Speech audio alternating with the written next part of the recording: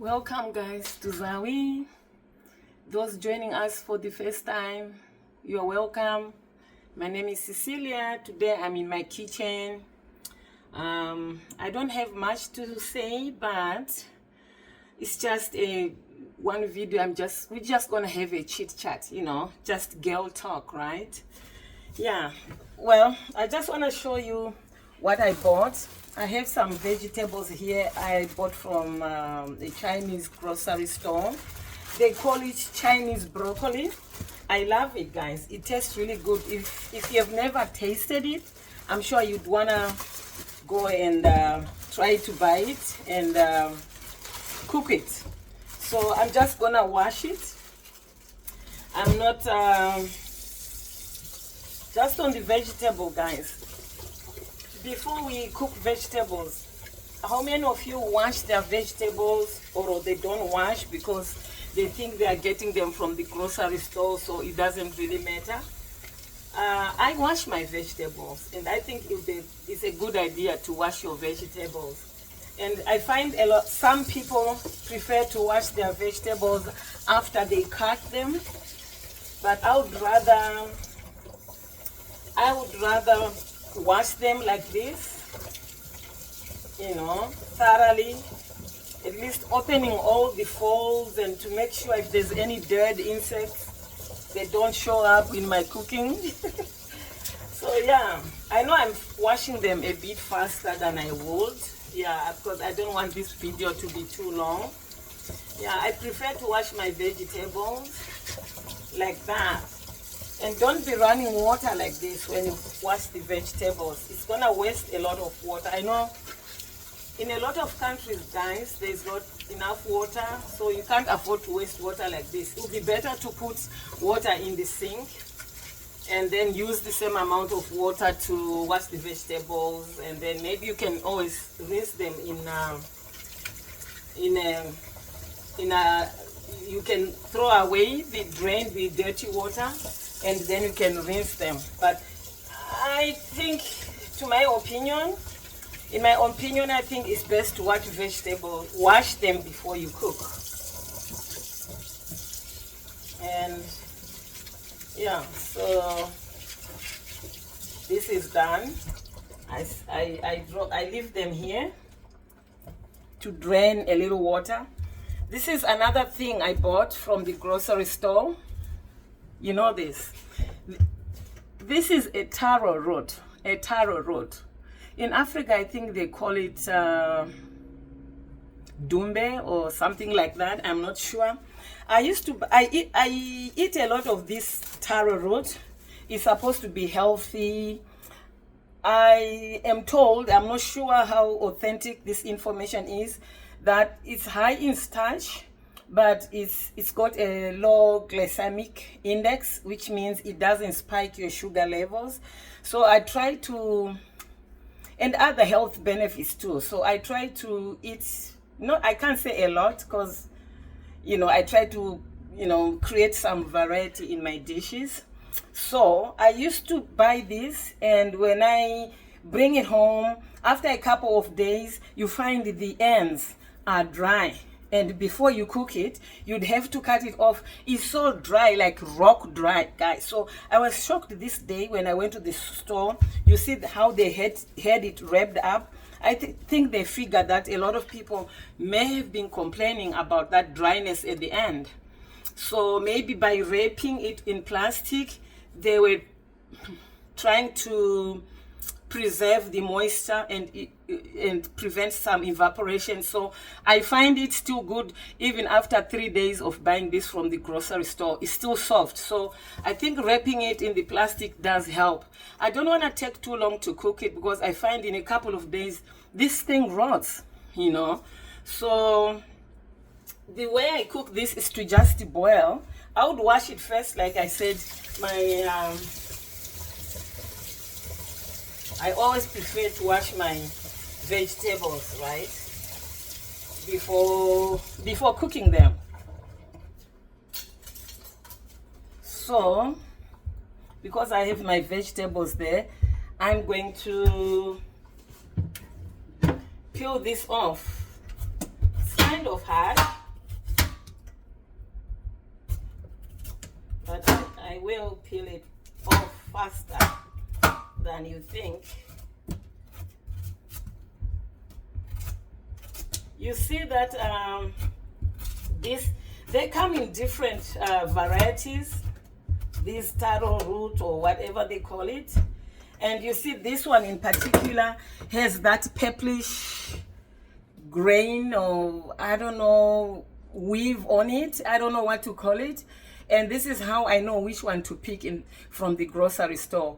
I find this one really tasty. It's not sweet. It's got a bland taste, if I may say. So sometimes I substitute my rice or fufu with this one. Whilst I know it's loaded with carbs, I just cut down on the portions. I think you all agree that I need to work on my weight, guys. But also I need to eat things that don't spike my sugar levels, just as a way of prevention, and maybe it will help with my health, right? So when I do this, because I can't keep it outside the refrigerator, I try to cut it into pieces, small pieces like that.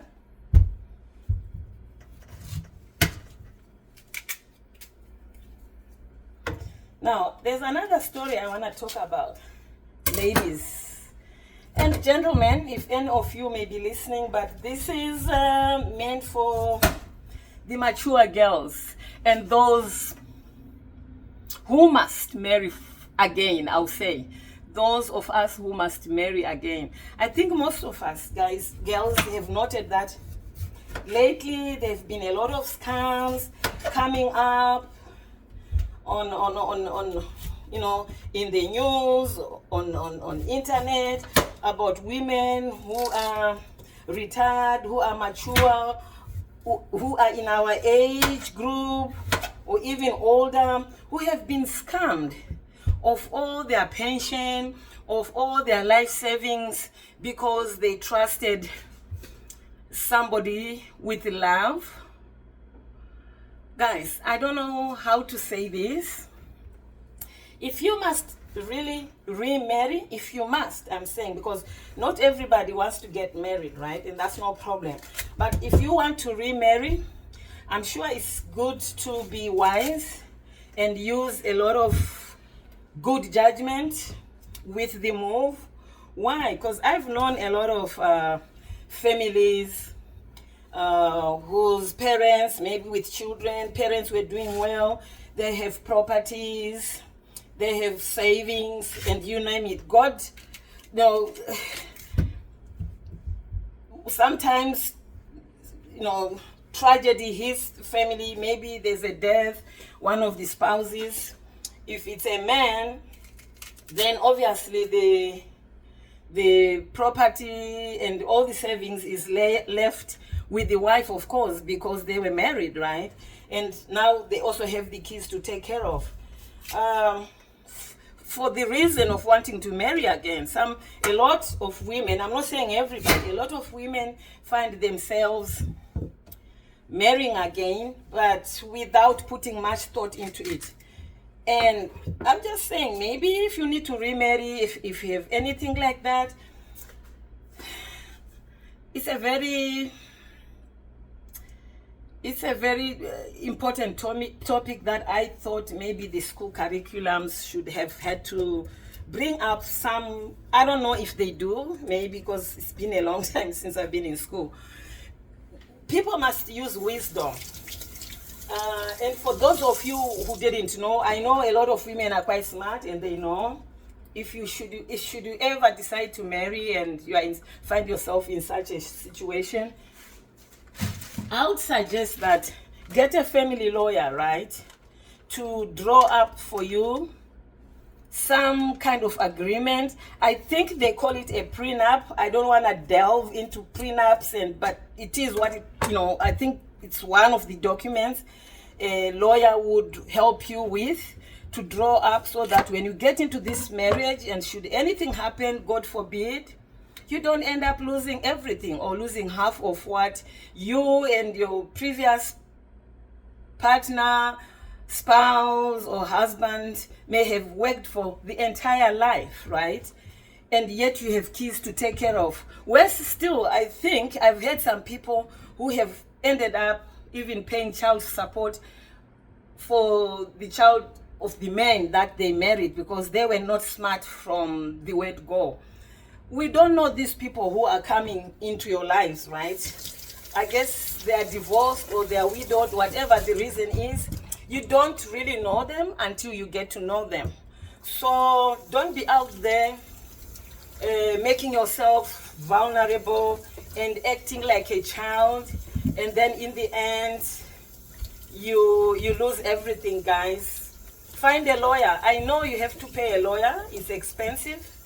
I don't know how much they charge. Just find a family lawyer and sit down with them.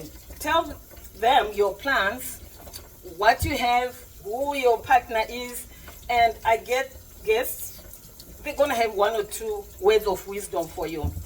When it involves property, I think there has to be some kind of agreement that should anything happen, I say God forbid, again, there's another divorce, and if it has happened before, it can happen again, right? At least you are protected. You don't go back to zero. Everything you've worked for years, like I'm saying, if you're in your 50s and 60s, and then that is split into whatever, however they split it, it's not gonna be well with you. A lot of people go sick, go crazy, go berserk because of decisions that they've made without thinking right. So go pay a lawyer an amount he wants. I don't know if it's 400, 500 per hour for the consultation. I would rather lose $500, guys, or $1,000 to get advice. That's gonna save me from losing my entire savings, right? And I've also known some women in our age to get involved with younger, men 10, 20, 30 years younger. I'm not saying it's not possible. Age gap relationships are as normal as any other relationship, but for women, I think it's different and it gets tricky. I think you still need to think.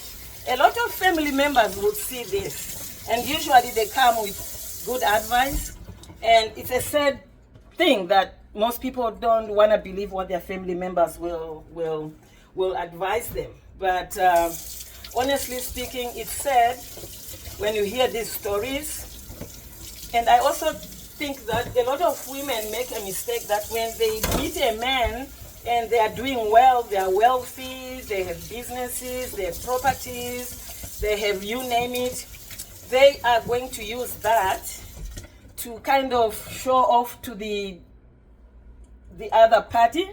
I have this, I have that. Of course, and now when they make decisions to want to marry you, now we don't know, is it for what you have? Because you told them, right?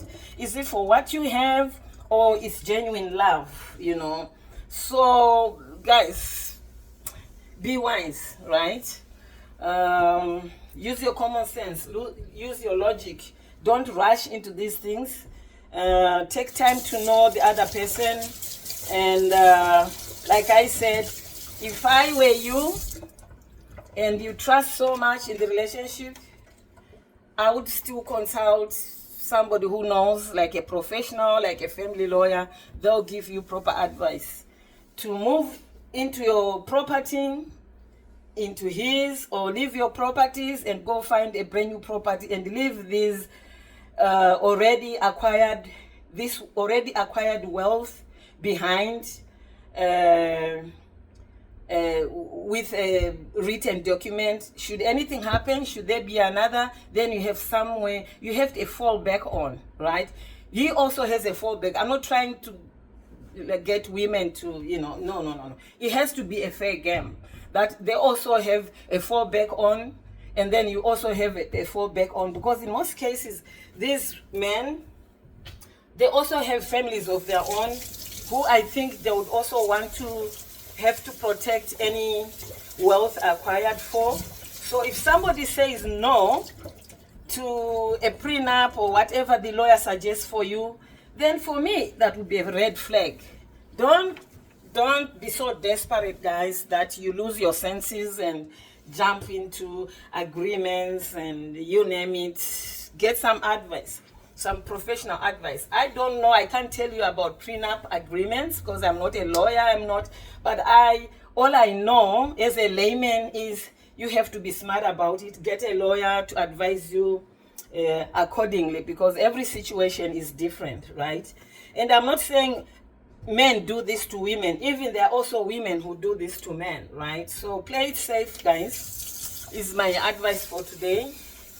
Play it safe. We have women in some countries whose husband have passed away. They left them with houses, they're raising kids, they get married, they divorce, and then now they lost the house because I don't know how the properties were distributed. Now they end up having to jump from one house to the next, trying to find somewhere to raise children because the mother was dumb enough to get involved with somebody they thought they knew well, and then maybe, the person didn't come with good intentions. That's very sad. And a lot of women are smart enough to be able to own up and tell friends about this. This is how I know, right? It's a lot going on, guys. We have to walk with our eyes open and our ears really alert, right? Yeah, just a word of advice. I finished cutting off my vegetables. Now what I do, because I live alone, I cut off you see this thick stalk? I don't need that. I don't need to cook that. So I cut this off like that, and I'm left with this, and then I'm gonna use my knife to just, and then I don't wanna waste time doing this. You know how to do that. I just thought we should talk about washing vegetables before or after you cut them. I prefer this. Should there have been some insects, a millipede or whatever, it's washed off before you shred it with a knife and then try to wash the vegetables. Some parts remain there and some, for me it doesn't sound right, but everybody has their own ways. Just my suggestions. So yeah, ladies, I just thought today I should come with a chit chat because I'm just home and I was just in my kitchen. I said, let me connect with my family and talk about one or two things. And this topic of what I just brought up about people having to do prenups and make sure they are wise, and it's a very, very important topic.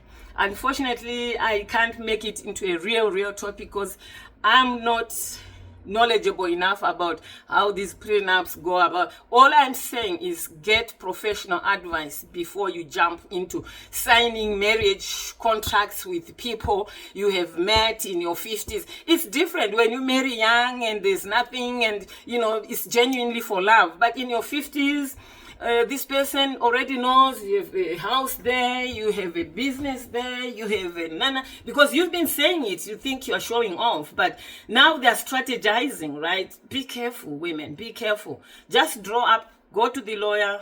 First, talk to the lawyer and get some advice. He can also, both of you can go together, draw something favorable for both of you. I'm not saying the document should be skewed in the woman's favor. No, it works both ways, guys. We just want things to be fair and for everybody to live with peace of mind, right? Because even if there was no divorce in the relationship and it happens that somebody, let's say the new husband, second or the third husband, or the wife or the woman dies, I don't know. I think a professional would advise you.